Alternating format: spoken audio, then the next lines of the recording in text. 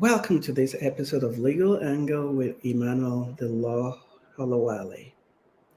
Today, I will be talking about estate planning, how to prepare for life after death. Most of us, we love life so much that we don't really like talking about death, and most oftentimes, we don't prepare for death. But the reality is that every living thing must die, and every one of us will die at some point. So the question is, what will happen to us or to the properties that we are going to leave behind? How are they going to be distributed? How are they going to go to the people that we love? How do we want to be buried? How do we want our remains to be taken care of? How do we want our children who are minors to be taken care of? Who is going to be their guardian? Who is going to take care of them after we're gone? Those are the things I'll be talking about today, and I'll be answering questions that have been sent to me prior to the show. So, if you're just tuning in, again, the topic is going to be about estate planning. Welcome to the show. So, what is estate planning? Estate planning is the process of arranging for the disposal of one's properties after death. It also includes the arrangement of a guardian for minor children, those are children under the age of 18, for their custodians after one's death. And in case of adult children who were either disabled or incapacitated, estate planning is also the process of where you decide who will be their guardian or custodian. So, what are the elements of estate planning, or what does estate planning entails? It entails some documents, but those documents have names. They could be wills, trust, living wills, medical power of attorneys. Those are some of the instruments of estate planning. This document prescribe how you want your remains to be disposed of, how you want your properties to be distributed, and how you would like to be buried, how payments of funeral expenses are to be made, how debts are supposed to be paid. So let's first start with a will. What is a will? A will is the most common form of estate planning that a lot of people know about. A will essentially is a document that a person prepares that will outline or declare how their properties should be distributed. So the person writing the will is called a testator. Sometimes a will is called a will and testament, but these days, will and testament, they essentially means the same thing. So, but people just use the word will now. So the person writing the will is called a testator. So that person is the one that would designate or declare who and who should get the properties. So they will outline how they want everything that they have, how they want it to be distributed. The will also name another person called either an executor or an administrator. That person is the one be that will be the one that will follow. That will be like the manager of that will. The administrator or the executor will be the one that will execute or administer the estate. So they will essentially manage the estate. So, for instance, if the testator, that means the person who writes the will, chooses their brother or sister or some attorney or any person as the executor, when they die, the executor is the person that will take the will and file, either get a lawyer or file the will in probate. They're the one that will ensure that everything that the testator or the person that writes the will, that their will is followed. So if they want their car to go to their first cousin, the executor is the one that will contact the first cousin to say, well, this person died under the will, you get this. So essentially, they will administer the estate. They will make sure the will is executed according to what the testator, according to the will or the what the testator wants. So the executor also will ensure that, like I said, will ensure that the properties are transferred to the appropriate people. They will also ensure that all the creditors are paid. So all debts that the dissident or the writer of the will or the testator owes will be paid. The executor will make sure that all their affairs are paid and all their affairs are taken off. Sometimes the executor or the administrator can decide to do this job for free, but most times they get paid. They will also get paid from the estate, from the money that comes from the estate. And the will, like I said, it will transfer real property. The will designate who gets what. A testament normally transfers personal property, but now there's no distinction between a testament and a will because people merge those together.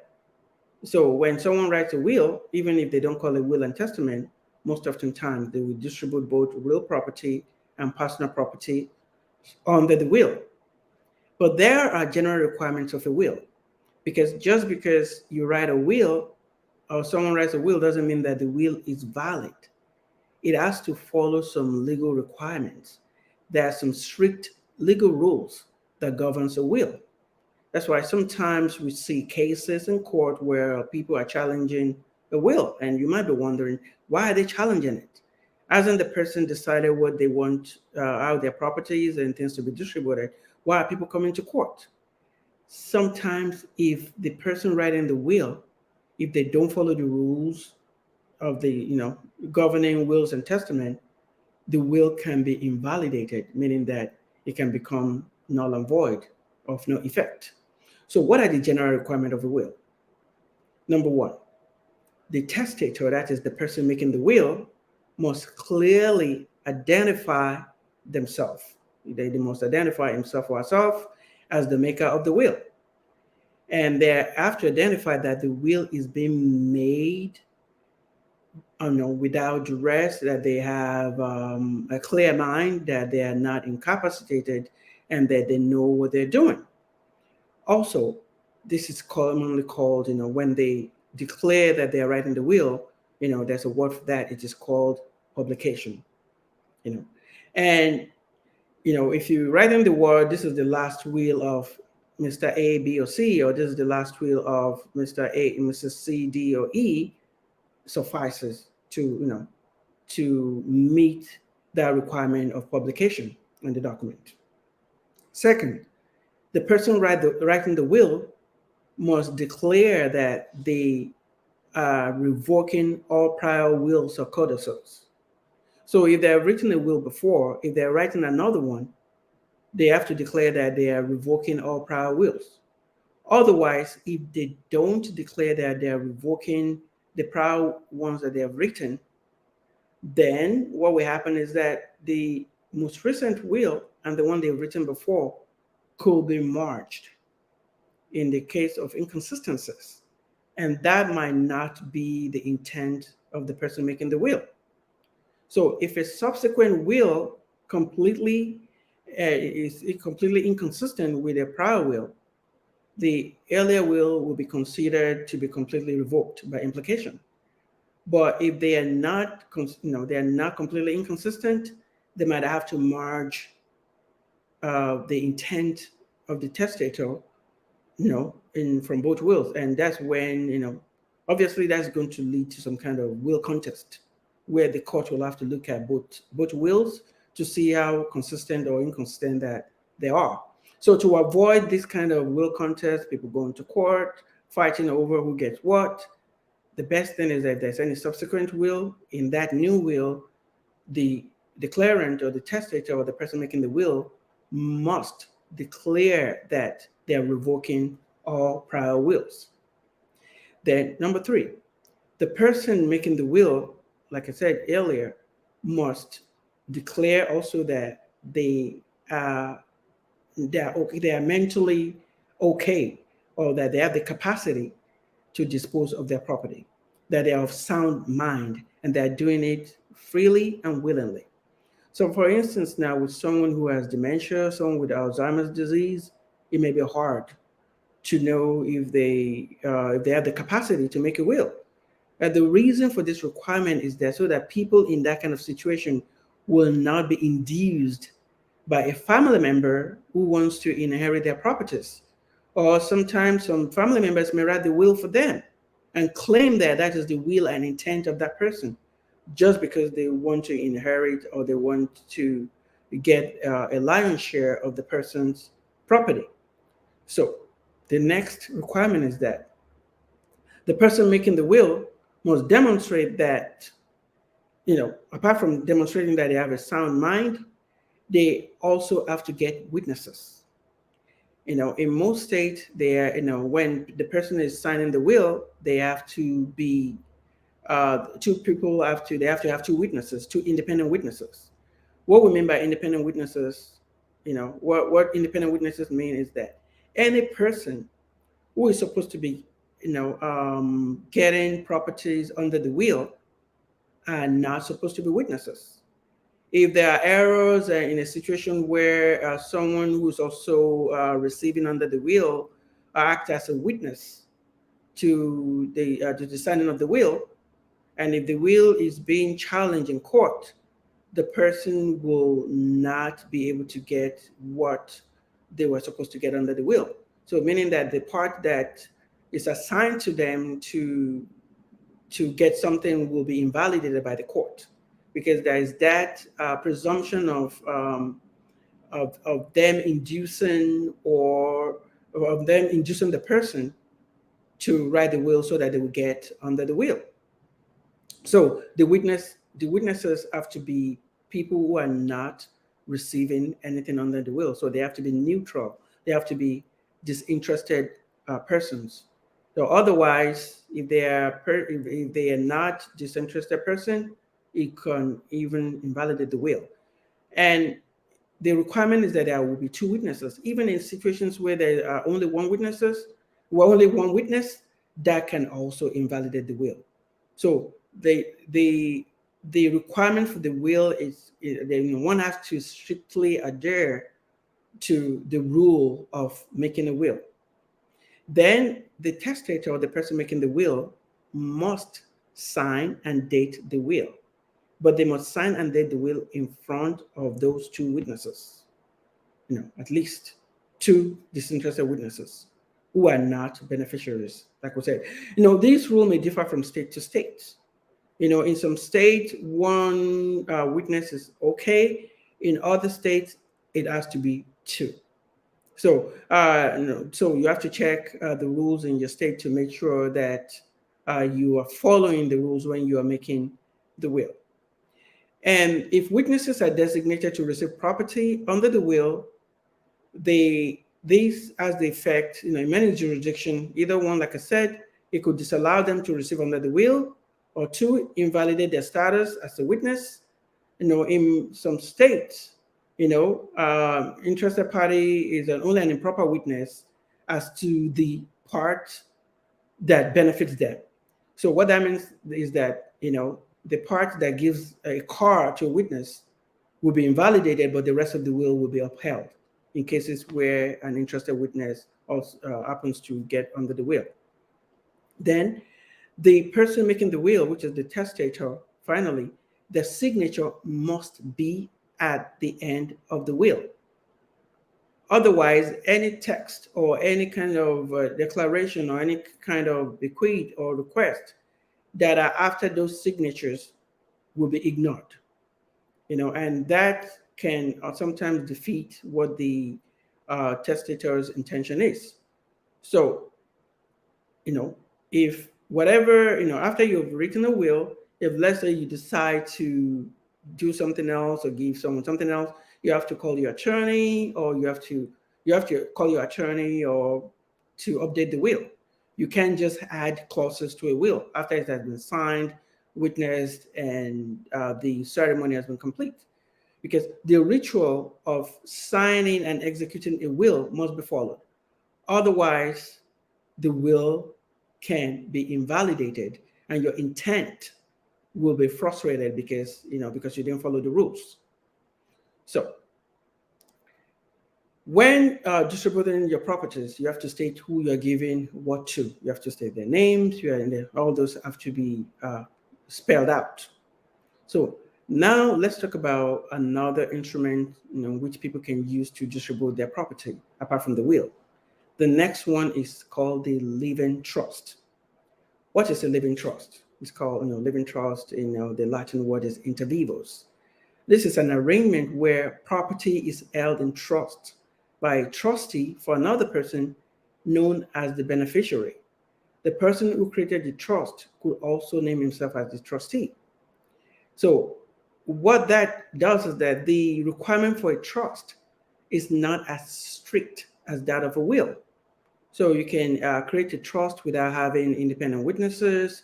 What that does, without naming, and you can name someone else to be the trustee, or you can also be the trustee. So what a trust does is that the properties or whatever you want to distribute is held in trust until a certain time. So some of those things can be distributed even before the person passes, or some of them can be held in trust. Let's say for a minor child, for instance, sometimes people will create a trust for a minor child that in the event that they die, that the trust or whatever they're getting will vest at a particular age. So it could be like, oh, I want to give $100,000 to my son after he graduates college, or after he turns to the age of 21, or after my daughter gets married. Those are the kind of things that can be done under a trust.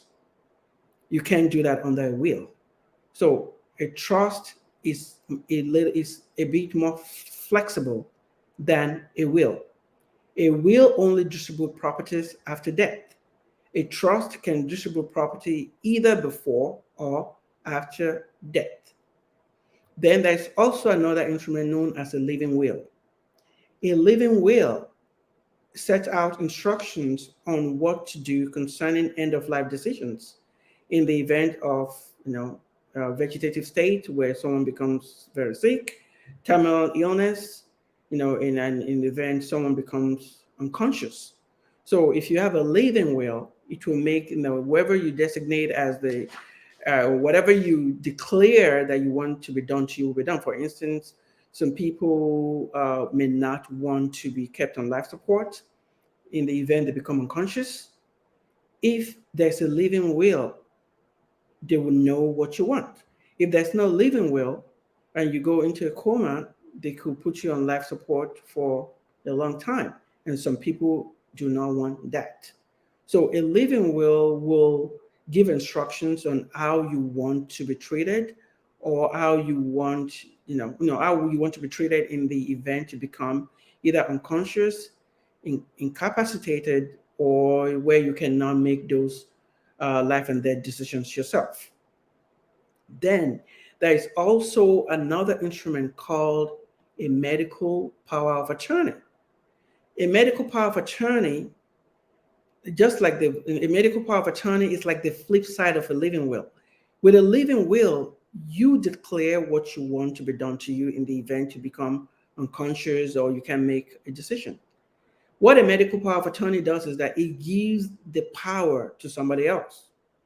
Whoever you give that, you give that power to make those decisions for you in the event you become unconscious, mentally or physically incapacitated, and you're not able to make those decisions.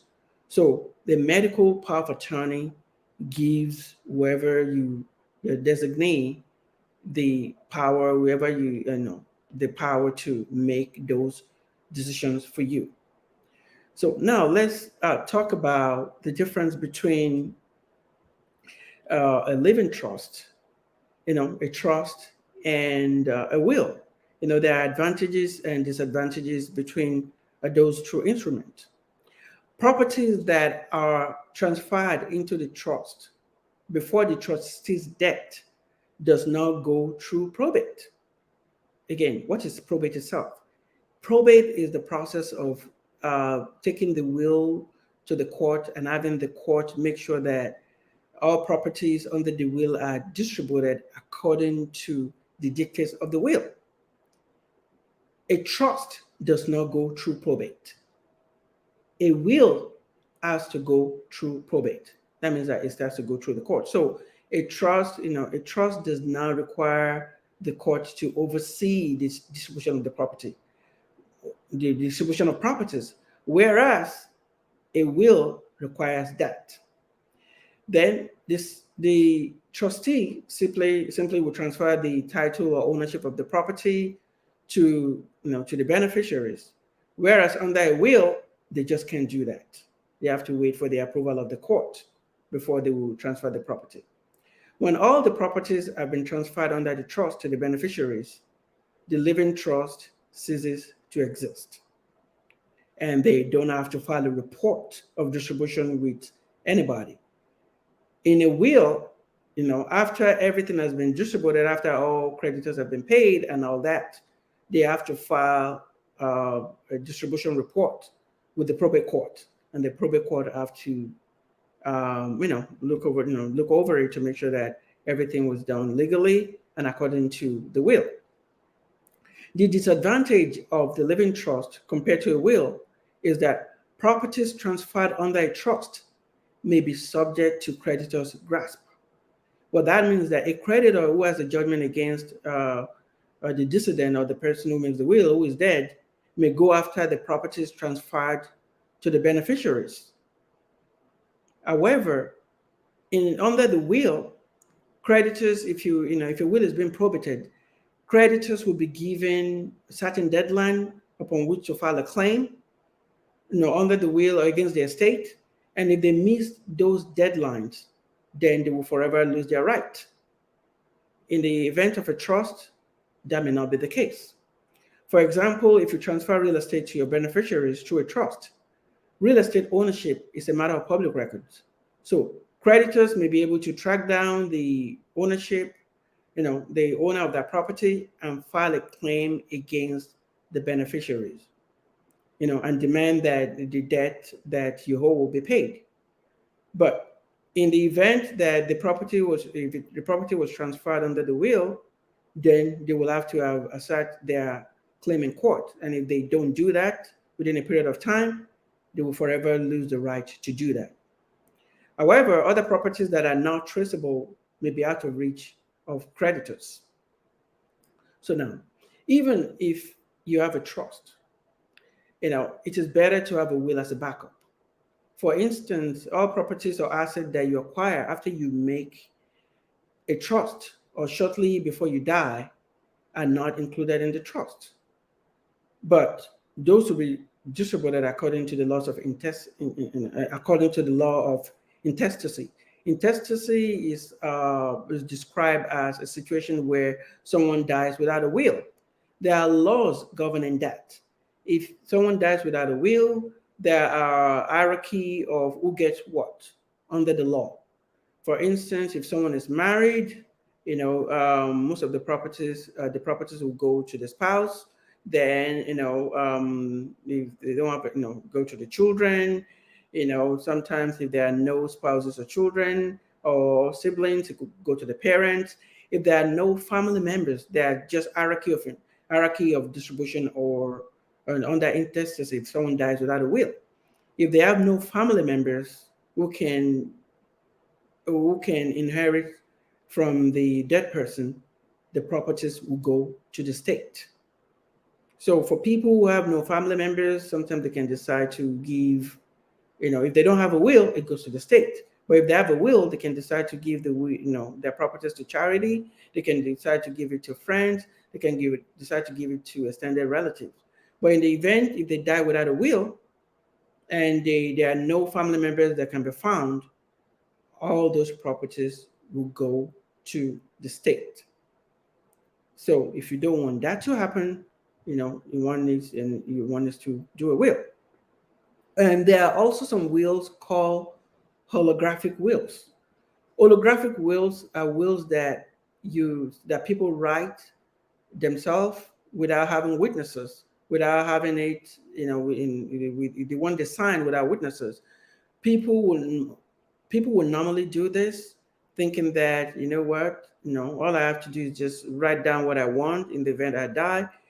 It, my intent or what I wrote in this paper will be followed. In some states, holographic wills are illegal.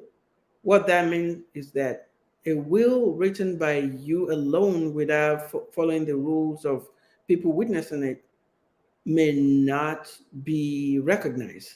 It should be deemed to be invalid. So you need to check for the rules or the law in your state to see if holographic wills are allowed to, if your state recognize holographic wills. In most states, they are not. So if you have an holographic wills right now and you don't know what the rule is in your state, call an attorney, a good probate attorney, or a estate planning attorney in your state to figure out if if your holographic will is going to be recognized or if it is valid or not. And if you don't make a will or use some other legal method to transfer your property, like I said, when you die, state law will determine what happens to your property. Generally, it will go to your spouse and children, or if you have neither, to your other close relatives. And if you don't have any of those, like I said, it will go to the state. And in the absence of a will, a court will also determine who will care for your young children. They will determine who will be their guardian, especially if the other parent is unavailable or unfit to do so.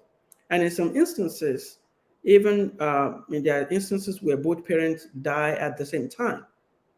If they don't have a will, then the guardianship of their children will be determined by the state. So if spouses are making wills, designating the other, or are making wills, they should designate some third party to be guardian of their minor children in the event both parents die at the same time. Because situations like that can occur when people, die tragically in accidents, So it's better to designate a guardian for your minor children in your wills, even if you're married and your spouse is alive.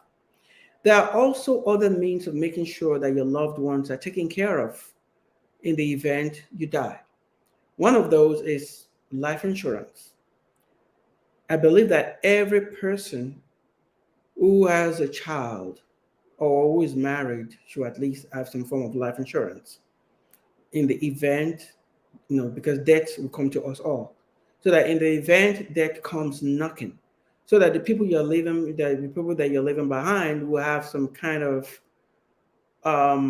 cushion financially to benefit from in the event you die, so that they can either be able to at least pay for your burial, pay for your funeral expenses, and also have something to take care of them because of your loss or the financial losses that will happen because of your death. So life insurance is a very important, it's a very important thing that I think every person should have. It protects the people you're leaving behind, and especially if you happen to be an immigrant, an immigrant who don't want to be buried in the country where you're living. Maybe someone who's from Africa and doesn't want to be buried in the United States.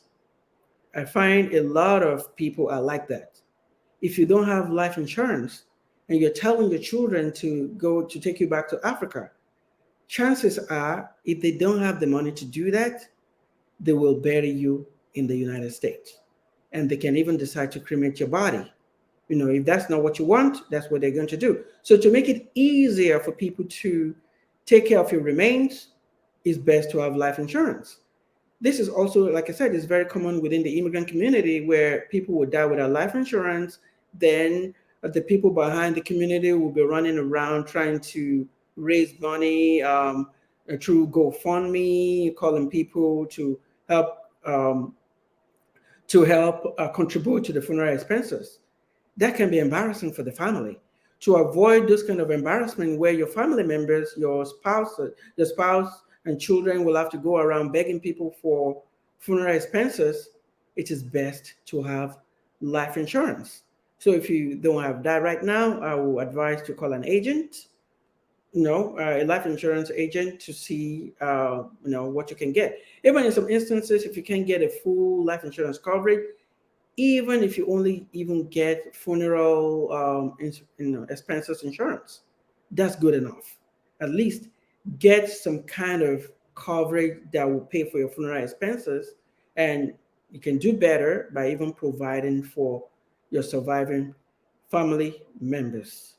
You know, thank you for joining me on this episode where I'm talking about estate planning. I know it's a difficult topic to talk about because and I'm talking about death, but like I said, we all have to prepare for death because death comes to us all.